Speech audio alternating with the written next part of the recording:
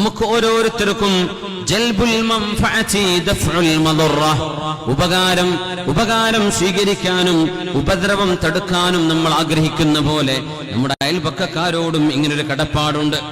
ഇമാം ബുഖാരി റഹ്മത്തുള്ളാഹി അലൈഹി അയൽപക്കത്തിന്റെ സംഭവം പഠിപ്പിക്കുന്ന ഹദീസുകളിൽ കൊണ്ടുവന്നത് 40 ദാറൻ അമാമക. ആരാ അയൽപക്കം? നിങ്ങളുടെ വീടിന്റെ മുൻവശത്ത് നോക്കിയാലുള്ള 40 വീടുകൾ. 40 ദാറൻ വറാഅക, നിങ്ങളുടെ പിന്നിലെ 40 വീടുകള്. 40 ദാറൻ അൻ യമീനിക, നിങ്ങളുടെ വലത് ഭാഗത്ത് 40 വീടുകള്. 40 ദാറൻ അൻ യസാരിക, ഇടത് ഭാഗത്തെ 40 വീടുകള്. ഇതൊക്കെ അയൽപക്കമാണത്ര. കല്യാണത്തിന് വിളിക്കുകയാണെങ്കിൽ മിനിമം അല്ലെ, മംഗലം എന്നല്ലേ പറയവിടെ, മംഗലത്തിന് വിളിക്കുകയാണെങ്കിൽ വലിയ പരിപാടിയായിട്ട് ഉദ്ദേശിക്കാൻ മിനിമം അയൽപക്കങ്ങളെ വിളിക്കണം. അപ്പൊ എത്രയായി? 160 വീടുകളായി. നമ്മുടെ വീടിന്റെ മുമ്പിലുള്ള 40, വീടിന്റെ ബാക്കിലുള്ള 40, വീടിന്റെ വലതു ഭാഗത്തെ 40, ഇടതു ഭാഗത്തെ 40 വീടുകൾ.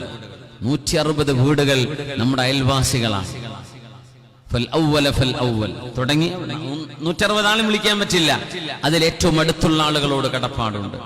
ആ 40ാമത്തെ വീട്ടുകാരന് ആ വീട്ടുകാരന്റെ 40 വീട് മുമ്പിൽ, അയാളുടെ വലതു ഭാഗത്തും ഇടതു ഭാഗത്തും മുന്നിലും പിന്നിലുള്ള 40 വീട്. അത് കഴിഞ്ഞാൽ ആ 40ന്റെ എൻഡിൽ കിടക്കുന്ന ആ വീട്ടുകാരന്റെ മുമ്പിലെ 40. ഓരോ വീട്ടുകാർക്കുണ്ട്. പക്ഷെ നമ്മൾ ഇതിന്റെ വിസ്തൃതി ഒന്ന് ആലോചിച്ച് നോക്കൂ. നമ്മുടെ മഹല്ലുകൾ, നമ്മുടെ പഞ്ചായത്തുകൾ, നമ്മുടെ വാർഡുകൾ, രാജ്യങ്ങൾ വരെ ഇതിന്റെ ഉള്ളിൽ വരും. അങ്ങനെ വന്നാൽ ദുന്യാവിൽ ഹഖ്ഖുൽ ജിവാർ, അയൽപക്കത്തിന്റെ കടപ്പാടില്ലാത്ത ഒരു വീടും അള്ളാന്റെ ഭൂമിയിൽ ഉണ്ടാവില്ലെന്നാണ്. ഓരോരുത്തരും 40 വീട് കണക്കാക്കിയാൽ ഒരു പഞ്ചായത്ത് മുഴുവനായില്ലേ, ഒരു ജില്ല മുഴുവനായില്ലേ, നമ്മളൊക്കെ അടുത്തടുത്ത് താമസിക്കുന്നവരല്ലേ. 40 വീടുകൾ. സുരക്ഷിതത്വം അള്ളാഹുവിന്റെ ഭൂമിയിൽ ഉണ്ടാവും. അതാണ് ഇതിന്റെ അത്ഭുതം. പരിശുദ്ധ റസൂൽ സ്വല്ലല്ലാഹു അലൈഹി വസല്ലമ തങ്ങളുടെ അരികത്തേക്ക് ഒരാൾ വരുന്നു. അയൽവാസിയുടെ ഉപദ്രവം പരാതി പറയാൻ വന്നതാണ്. യാ റസൂലല്ലാഹ്, അല്ലാഹുവിന്റെ റസൂലേ, ഇന്നി നസൽതു ഹർറത ബനി ഫുലാൻ, ഞാൻ ഇന്നാലിന്ന ഗോത്രക്കാരുടെ അവര് താമസിക്കുന്നിടത്ത് ഇറങ്ങി താമസിച്ചു. നബിയെ, അവിടെ ഒരു വീട് വെച്ചു. വഇന്നാ ഖുറബഹും ലി ജിവാറൻ അശദ്ദുഹും അലയ്യ ഈദാഅ, നബിയെ, എന്റെ ഏറ്റവും അടുത്ത വീട്ടുകാരൻ എന്നെ വല്ലാതെ ഉപദ്രവിക്കുന്ന ആളാണ്. തങ്ങളോട് വന്ന് പരാതി പറഞ്ഞു നബി തങ്ങളോട് സ്വല്ലല്ലാഹു അലൈഹി വസല്ലം. മഹല്ല് കമ്മിറ്റികൾ ഏറ്റെടുക്കൂലേ? ഏറ്റെടുക്കണം എന്നാണ്. അയൽപക്ക വിഷയങ്ങൾ, അയൽപക്ക തർക്കങ്ങൾ ഉമ്മത്തിന്റെ ബാധ്യതയാണ് പരിഹരിക്കൽ. ഉമ്മത്തിന്റെ ബാധ്യതയാണ്.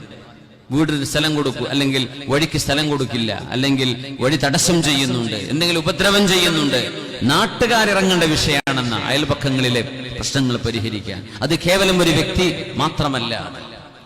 മുത്തനബിയോട് പരാതി പറയുന്നു, നബിയേ, ഇന്നി നസൽതു ഹർറത ബനി ഫുലാൻ, ഞാനിവിടെ ഒരു ഗോത്രക്കാരുടെ അടുത്ത് താമസിക്കാൻ വന്ന ആളാണ്.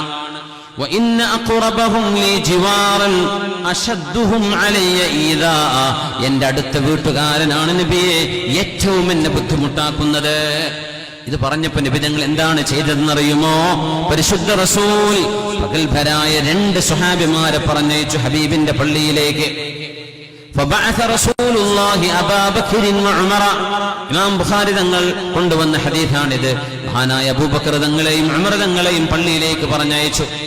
എന്നിട്ട് മസ്ജിദിന്റെ വാതിൽക്കൽ നിന്ന് വിളിച്ചു പറയാൻ വേണ്ടി പറഞ്ഞു നബി തങ്ങൾ.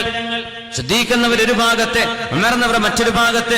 പള്ളിയിലേക്ക് വരികയും പോകുന്നതും ചെയ്യുന്ന മുഴുവൻ ആളുകളും കേൾക്കെ, മഹാന്മാരായ പ്രഗൽഭരായ ഹബീബ് കഴിഞ്ഞാൽ ഏറ്റവും പ്രഗൽഭരായ 2 മഹാന്മാർ, സിദ്ദീഖ് റളിയല്ലാഹു അൻഹു, ഉമർ ഇബ്നുൽ ഖത്താബ് റളിയല്ലാഹു അൻഹു, രണ്ടുപേരും വിളിച്ചു പറയുകയാണ്, അലാ അറിയണേ, ഇന്ന 40 ദാറൻ ജാർ, 40 വീട്ടുകാർ നിങ്ങളുടെ അയൽവാസികളാണ്. ലാ യുഅ്മിനു മൻ ലം യഅ്മൻ ജാറുഹു ബവായിഖഹ്, നിങ്ങളുടെ അയൽപക്കക്കാരനെ ഉപദ്രവിക്കുകയാണെങ്കിൽ നിങ്ങൾ മുഅ്മിനല്ല, നിങ്ങൾ വിശ്വാസിയല്ല. നിങ്ങളുടെ അയൽപക്കക്കാരന് നിങ്ങൾ കാരണം പ്രയാസമുണ്ടെങ്കിൽ നിങ്ങൾ ഈമാനുള്ള ആളല്ല. നിങ്ങൾ നിസ്കരിച്ചാലും നോമ്പ് നോറ്റാലും നിങ്ങളുടെ അയൽപക്കക്കാരനെ നിങ്ങൾ ബുദ്ധിമുട്ടാക്കുന്നുണ്ടെങ്കിൽ നിങ്ങൾക്ക് ഈമാനില്ലേ? അറിയണേ, 40 വീട്ടുകാർ നിങ്ങളുടെ അയൽപക്കക്കാരാണെന്ന് മഹാനായ സിദ്ദീഖ് റളിയല്ലാഹു അൻഹു. അതുകൊണ്ടാണ് നമ്മുടെ വിഷയം നമുക്ക് ചുറ്റും 40 വീടുകൾ എന്ന് തിരഞ്ഞെടുക്കാൻ കാരണം. ഇതൊരു ദീനിന്റെ കാഴ്ചപ്പാടാണ്.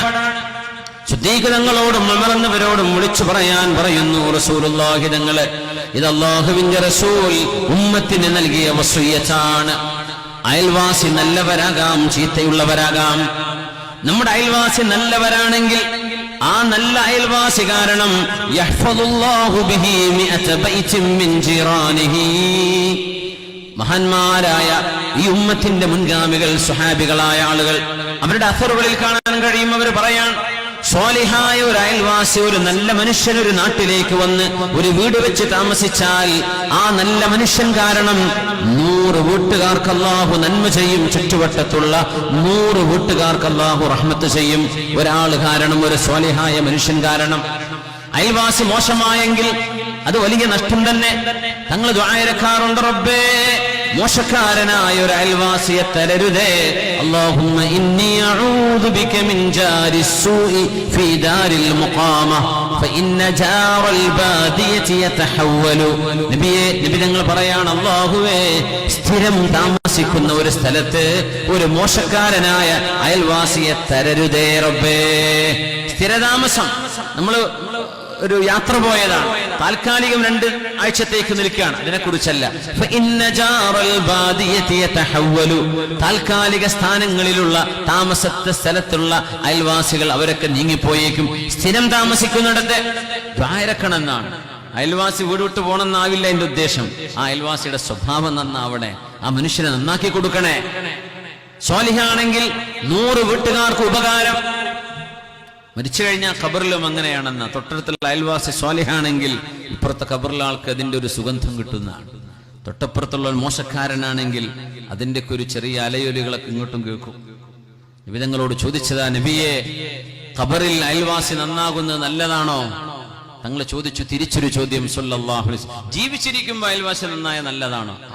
എന്നാ ഖബറിലും അങ്ങനെയാണ്. പരിശുദ്ധ റസൂൽ സല്ലല്ലാഹു സുഹ്ബത്ത്, സജ്ജനങ്ങളുടെ സുഹ്ബത്ത് അല്ലാഹു നമുക്ക് നൽകട്ടെ. അല്ലാഹുവിനോട് ആദ്യമായി അയൽപക്കം വേണം, അയൽപക്കം നന്നാവണമെന്ന് അല്ലാഹുവിനോട് ചോദിച്ച ഒരു സംഭവം വിശുദ്ധ ഖുർആൻ തന്നെ പറയുന്നു. ആ ചോദ്യം ചോദിച്ചത് മറ്റാരുമല്ല, ആസിയ ബീവി റളിയല്ലാഹു അൻഹാ. ഫിർഔനിന്റെ ഭാര്യയായിരുന്ന ആസിയ ബീവി റളിയല്ലാഹു അൻഹാ, ആസിയ ബിൻത് മുസാഹിം. وضرب الله مثلا للذين آمنوا امرأة فرعون إذ قالت رب ابن لي عندك بيتا في الجنة. ആയത്താണ് ഇതിന്റെ തെളിവ്. എന്താ അതിൽ ഇത്ര തെളിവ്?